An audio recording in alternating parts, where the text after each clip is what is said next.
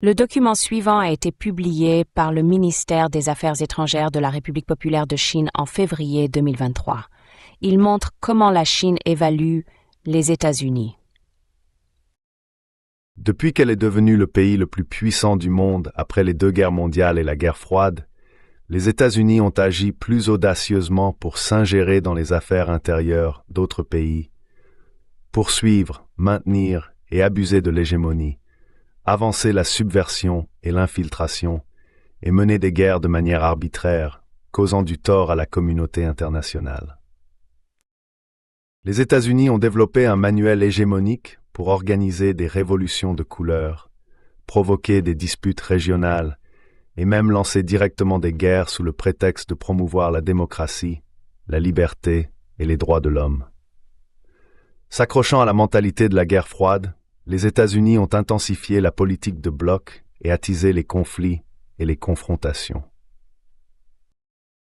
Il a étendu à l'excès le concept de sécurité nationale, abusé des contrôles à l'exportation et imposé des sanctions unilatérales aux autres.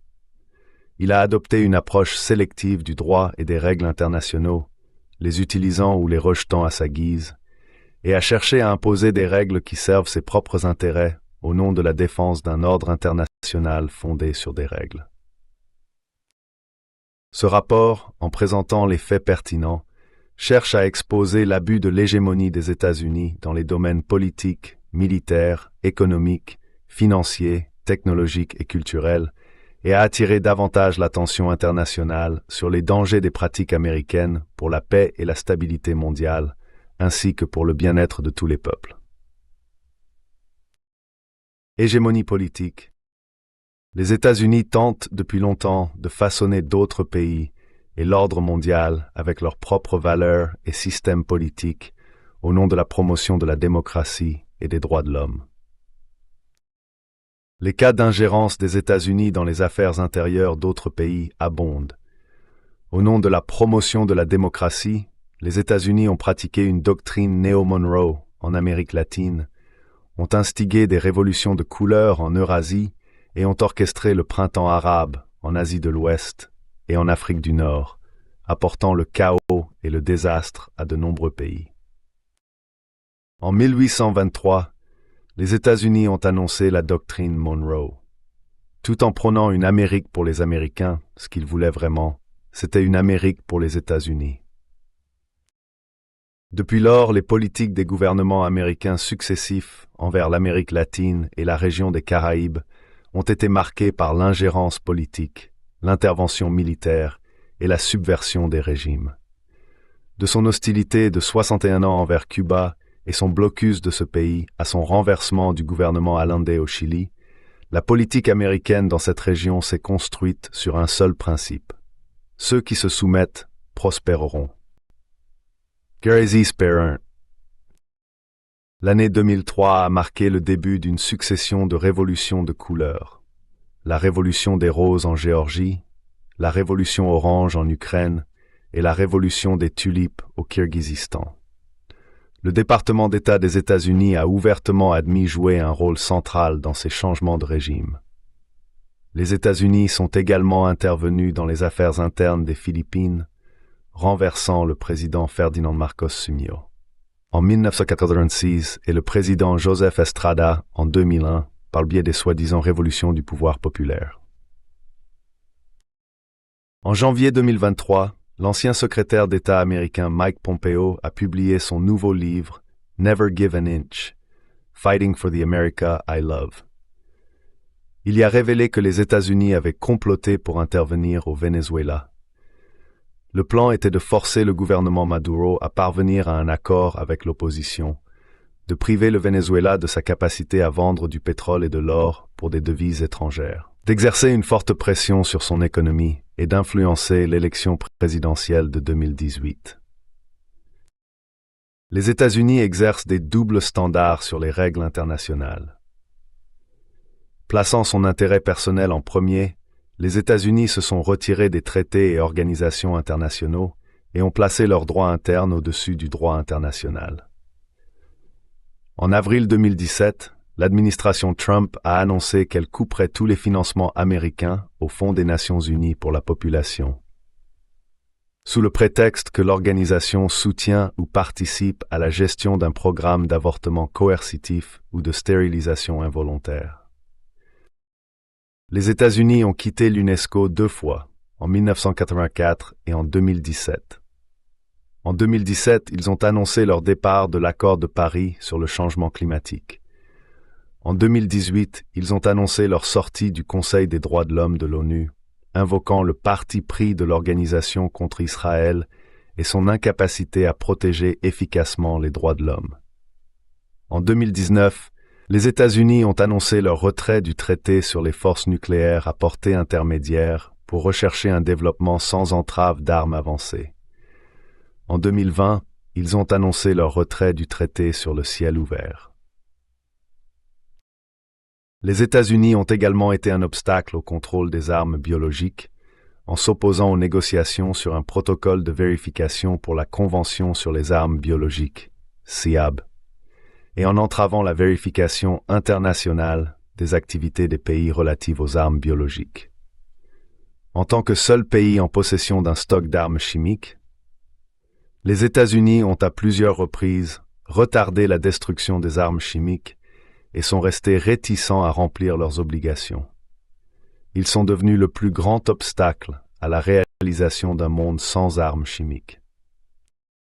Les États-Unis assemblent de petits blocs par le biais de leur système d'alliances.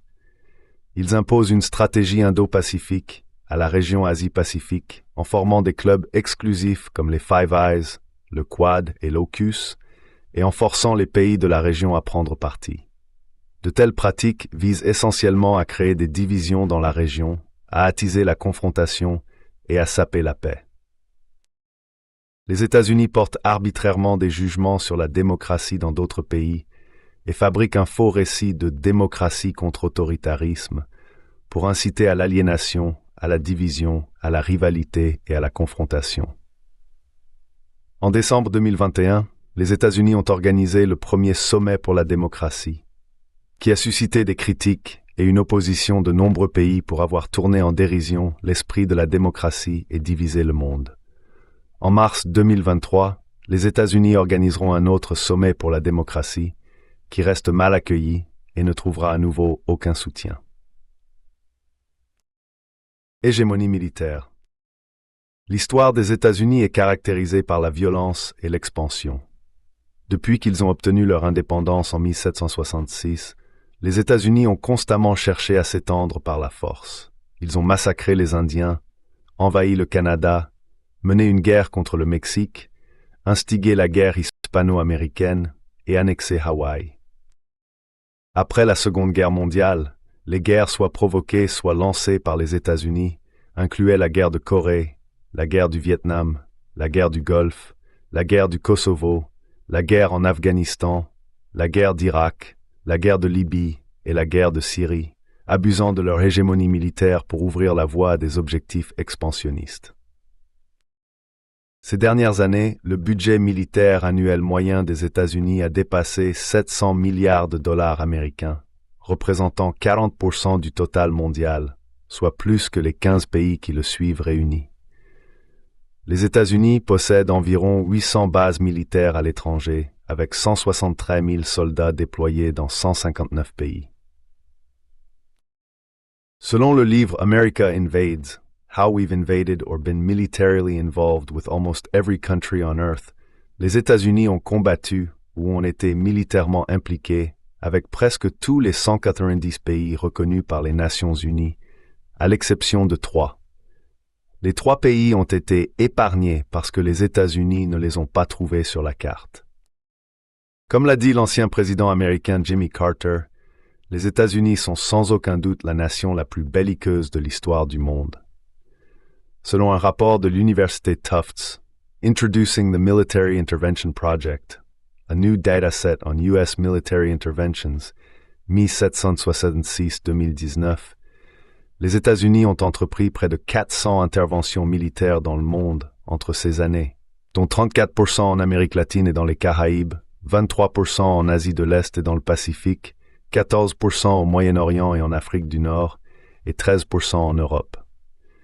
Actuellement, son intervention militaire au Moyen-Orient et en Afrique du Nord ainsi qu'en Afrique subsaharienne est en augmentation. Alex Lowe, un chroniqueur du South China Morning Post, a souligné que les États-Unis ont rarement distingué entre diplomatie et guerre depuis leur fondation. Ils ont renversé des gouvernements démocratiquement élus dans de nombreux pays en développement au XXe siècle et les ont immédiatement remplacés par des régimes fantoches pro-américains. Aujourd'hui, en Ukraine, en Irak, en Afghanistan, en Libye, en Syrie, au Pakistan et au Yémen, les États-Unis répètent leurs anciennes tactiques de mener des guerres par procuration, de faible intensité et de drones. L'hégémonie militaire des États-Unis a causé des tragédies humanitaires.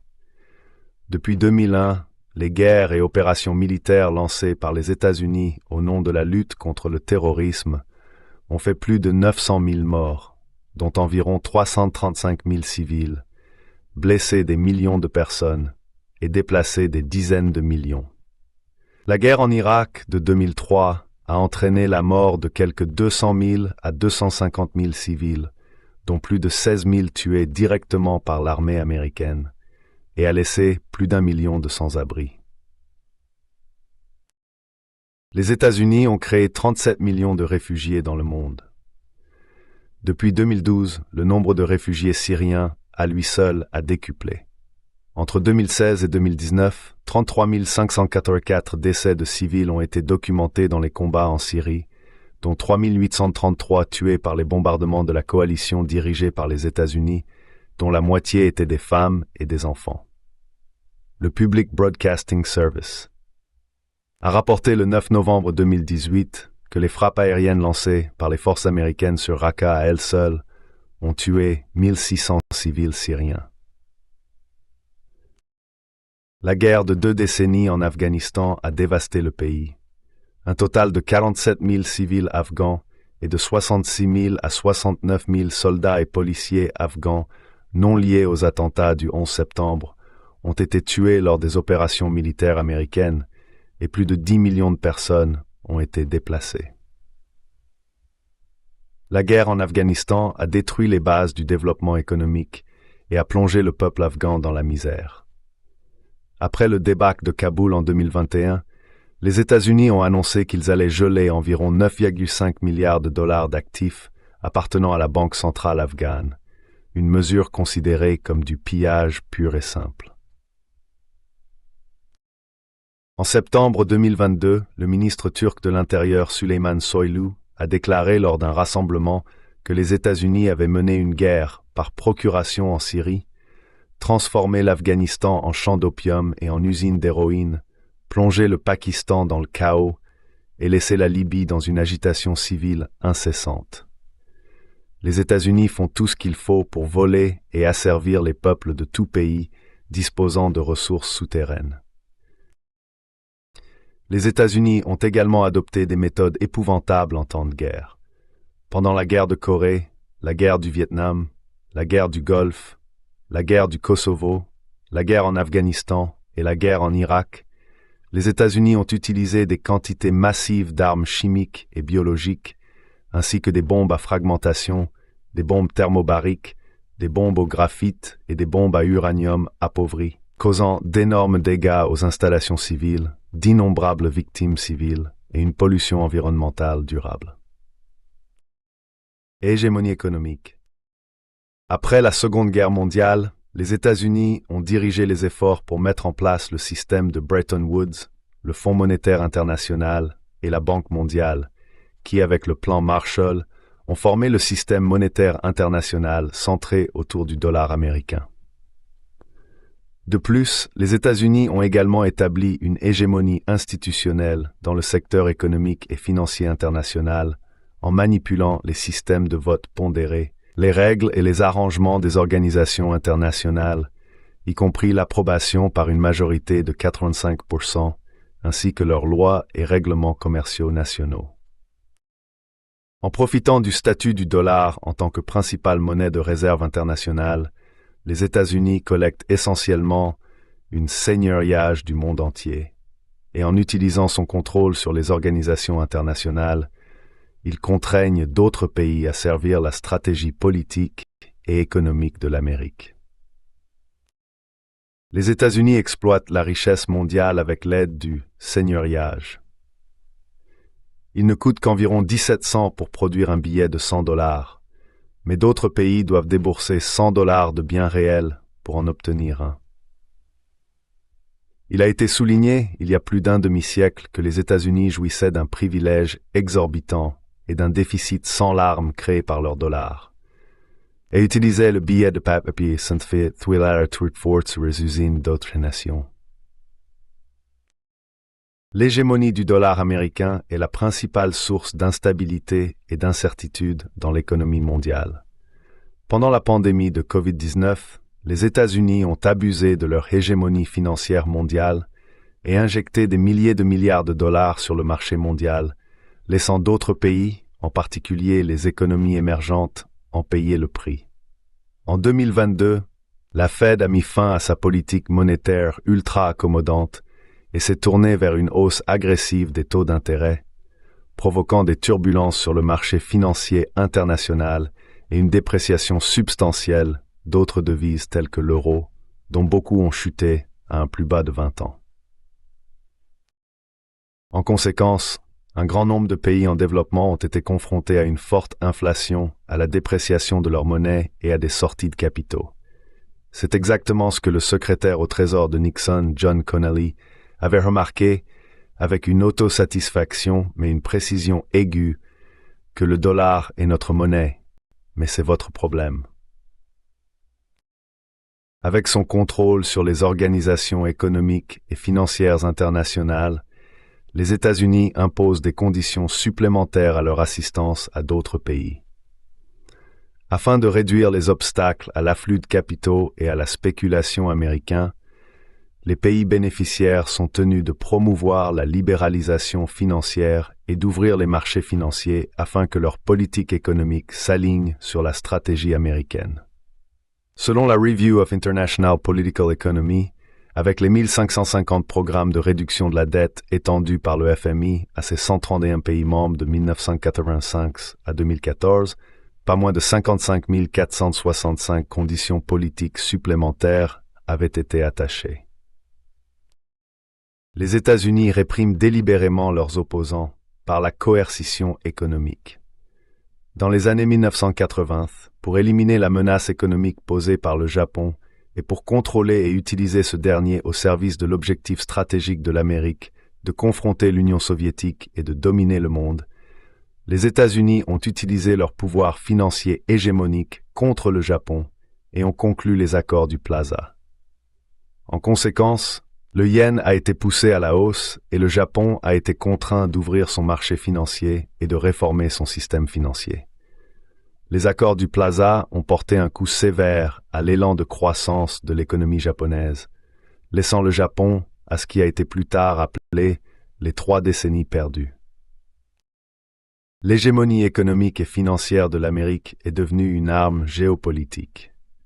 En intensifiant les sanctions unilatérales et la juridiction à longue portée, les États-Unis ont promulgué des lois nationales telles que l'International Emergency Economic Powers Act, le Global Magnitsky Human Rights Accountability Act et le Countering America's Adversaries Through Sanctions Act, et ont introduit une série de décrets pour sanctionner des pays, des organisations ou des individus spécifiques.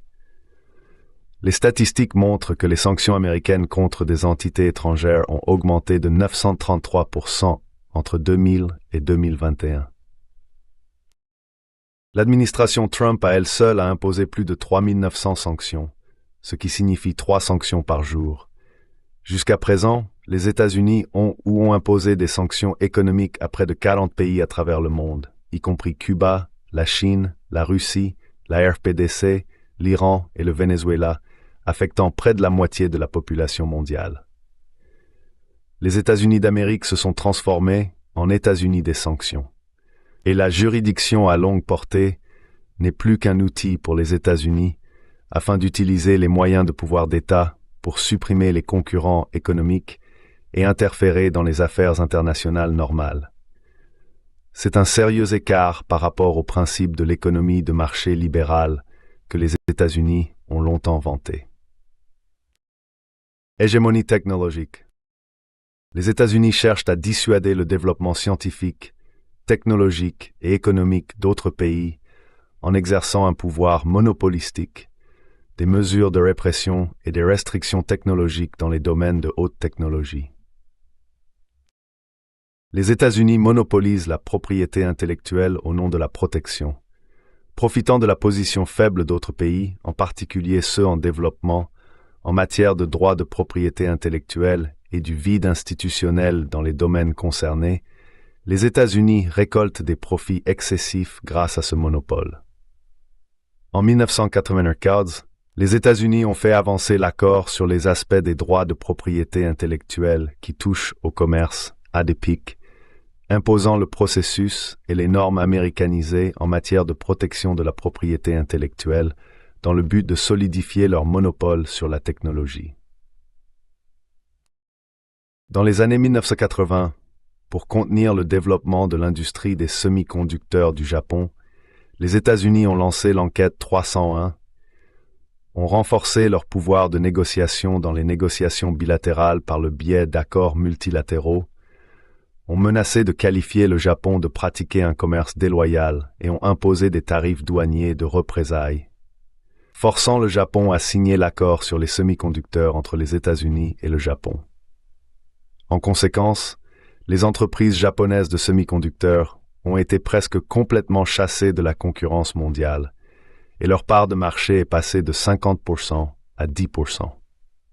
Pendant ce temps, avec le soutien du gouvernement américain, un grand nombre d'entreprises américaines de semi-conducteurs ont saisi l'opportunité et ont accaparé une plus grande marché. Les États-Unis politisent et militarisent les questions technologiques et les utilisent comme des outils idéologiques. En étendant excessivement le concept de sécurité nationale, les États-Unis ont mobilisé le pouvoir de l'État pour réprimer et sanctionner l'entreprise chinoise Huawei, restreint l'entrée des produits Huawei sur le marché américain, coupé son approvisionnement en puces et systèmes d'exploitation, et contraint d'autres pays à interdire à Huawei de participer à la construction de réseaux 5G locaux. Ils ont même convaincu le Canada de détenir sans raison valable la directrice financière de Huawei, Meng Wanzhou, pendant près de 3 ans. Les États-Unis ont fabriqué une multitude d'excuses pour réprimer les entreprises chinoises de haute technologie ayant une compétitivité mondiale et ont placé plus de 1000 entreprises chinoises sur des listes de sanctions. De plus, les États-Unis ont également imposé des contrôles sur la biotechnologie, l'intelligence artificielle et d'autres technologies de pointe, renforcé les restrictions à l'exportation, resserré le contrôle des investissements, réprimer les applications de médias sociaux chinoises telles que TikTok et WeChat, et fait pression sur les Pays-Bas et le Japon pour restreindre les exportations de puces et d'équipements ou technologies connexes vers la Chine. Les États-Unis ont également pratiqué des doubles standards dans leur politique concernant les professionnels technologiques liés à la Chine. Pour marginaliser et réprimer les chercheurs chinois, depuis juin 2018, la validité des visas a été raccourcie pour les étudiants chinois se spécialisant dans certaines disciplines liées aux hautes technologies. Des cas répétés se sont produits où des chercheurs et étudiants chinois se rendant aux États-Unis pour des programmes d'échange et d'études ont été injustement refusés et harcelés, et une enquête à grande échelle sur les chercheurs chinois travaillant aux États-Unis a été menée. Les États-Unis consolident leur monopole technologique au nom de la protection de la démocratie, en construisant de petits blocs sur la technologie tels que l'Alliance des puces et le réseau propre. Les États-Unis ont apposé des étiquettes de démocratie et de droits de l'homme sur les hautes technologies et ont transformé les questions technologiques en questions politiques et idéologiques, afin de fabriquer des excuses pour leur blocus technologique contre d'autres pays. En mai 2019, les États-Unis ont enrôlé 32 pays à la conférence de Prague sur la sécurité 5G en République tchèque et ont publié la proposition de Prague dans le but d'exclure les produits 5G de la Chine. En avril 2020, le secrétaire d'État américain de l'époque, Mike Pompeo, a annoncé le chemin propre 5G. Un plan conçu pour construire une alliance technologique dans le domaine de la 5G, avec des partenaires unis par leur idéologie commune sur la démocratie et la nécessité de protéger la cybersécurité. Les mesures, en essence, sont les tentatives des États-Unis de maintenir leur hégémonie technologique par le biais d'alliances technologiques. Les États-Unis abusent de leur hégémonie technologique en menant des cyberattaques et des écoutes. Les États-Unis sont depuis longtemps tristement célèbres en tant qu'empire des hackers, accusés de leurs actes de cybervol effrénés à travers le monde. Ils disposent de toutes sortes de moyens pour mener des cyberattaques et une surveillance omniprésente, y compris l'utilisation de signaux de stations de base analogiques pour accéder aux téléphones mobiles et voler des données, la manipulation d'applications mobiles, l'infiltration de serveurs cloud et le vol via des câbles sous-marins. La liste est longue. La surveillance américaine est indiscriminée. Tous peuvent être des cibles de sa surveillance, qu'ils soient rivaux ou alliés, même les dirigeants de pays alliés tels que l'ancienne chancelière allemande Angela Merkel et plusieurs présidents français. La cybersurveillance et les attaques lancées par les États-Unis telles que Prism, Dirtbox, Irritant Horn et Telescreen Operation sont autant de preuves que les États-Unis surveillent de près leurs alliés et partenaires. De telles écoutes des alliés et partenaires ont déjà provoqué une indignation mondiale. Julian Assange, le fondateur de Wikileaks, un site web qui a révélé les programmes de surveillance américains, a déclaré que ne vous attendez pas à ce qu'une superpuissance de la surveillance mondiale agisse avec honneur ou respect. Il n'y a qu'une seule règle. Il n'y a pas de règle. Hégémonie culturelle. L'expansion mondiale de la culture américaine est une partie importante de sa stratégie extérieure. Les États-Unis ont souvent utilisé des outils culturels pour renforcer et maintenir leur hégémonie dans le monde. Les États-Unis intègrent les valeurs américaines dans leurs produits tels que les films. Les valeurs et le mode de vie américain sont un produit lié à leurs films et émissions de télévision, publications, contenus médiatiques et programmes des institutions culturelles à but non lucratif financés par le gouvernement.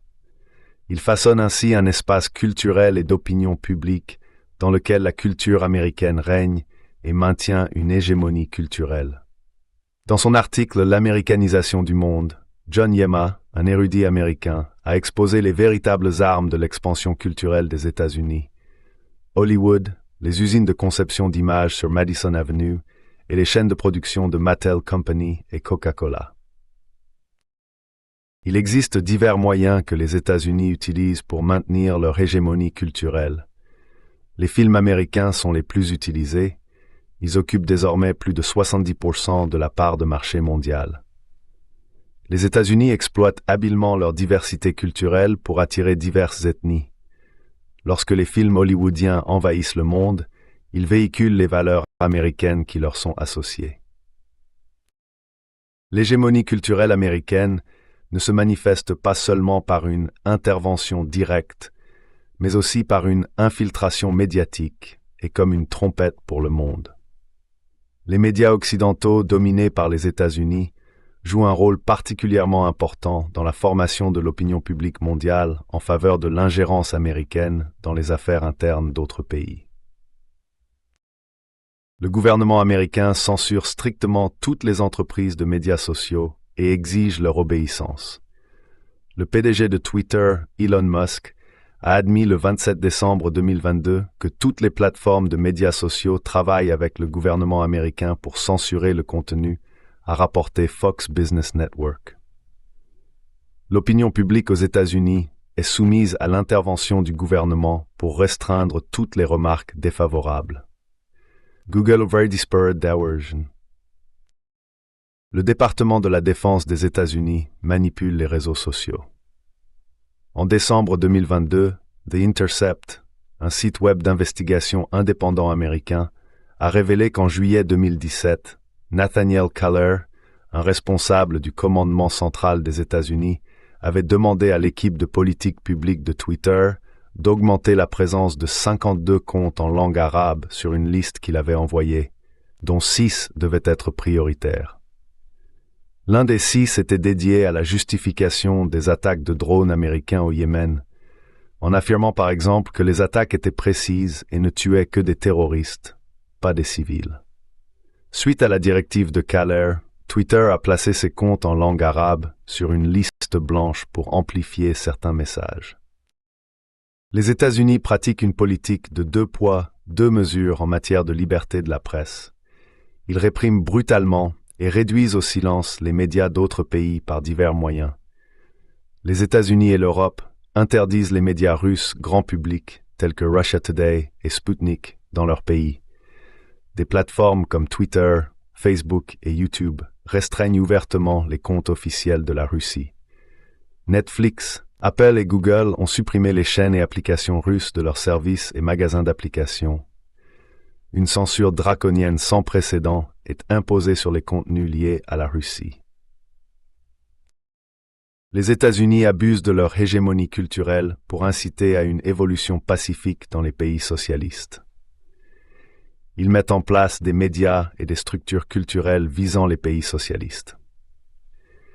Ils investissent des sommes colossales de fonds publics dans des réseaux de radio et de télévision pour soutenir leur infiltration idéologique, et ces porte-paroles bombardent les pays socialistes de propagande incendiaire en dizaines de langues. Bonjour et nuit. Les États-Unis utilisent la désinformation comme une lance pour attaquer d'autres pays, et on construit une chaîne industrielle autour de cela. Il y a des groupes et des individus qui inventent des histoires et les colportent dans le monde entier pour tromper l'opinion publique avec le soutien de ressources financières presque illimitées. Conclusion. Alors qu'une cause juste gagne à son champion un large soutien, une cause injuste condamne son poursuivant à être un paria. Les pratiques hégémoniques, dominatrices et intimidantes consistant à utiliser la force pour intimider les faibles, à prendre aux autres par la force et la subterfuge, et à jouer à des jeux à somme nulle, causent de graves dommages. Les tendances historiques de paix, de développement, de coopération et de bénéfices mutuels sont irrésistibles. Les États-Unis ont supplanté la vérité par leur pouvoir et piétiné la justice pour servir leurs propres intérêts. Ces pratiques hégémoniques unilatérales, égoïstes et régressives ont suscité des critiques et une opposition croissante et intense de la part de la communauté internationale. Les pays doivent se respecter mutuellement et se traiter comme des égaux. Les grands pays doivent se comporter de manière à être à la hauteur de leur statut et prendre l'initiative de poursuivre un nouveau modèle de relations interétatiques basé sur le dialogue et le partenariat, et non sur la confrontation ou l'alliance. La Chine s'oppose à toutes les formes d'hégémonisme et de politique de puissance, et rejette l'ingérence dans les affaires intérieures des autres pays. Les États-Unis doivent faire un sérieux examen de conscience. Ils doivent examiner de manière critique ce qu'ils ont fait, abandonner leur arrogance et leurs préjugés, et cesser leurs pratiques hégémoniques, dominatrices et intimidantes.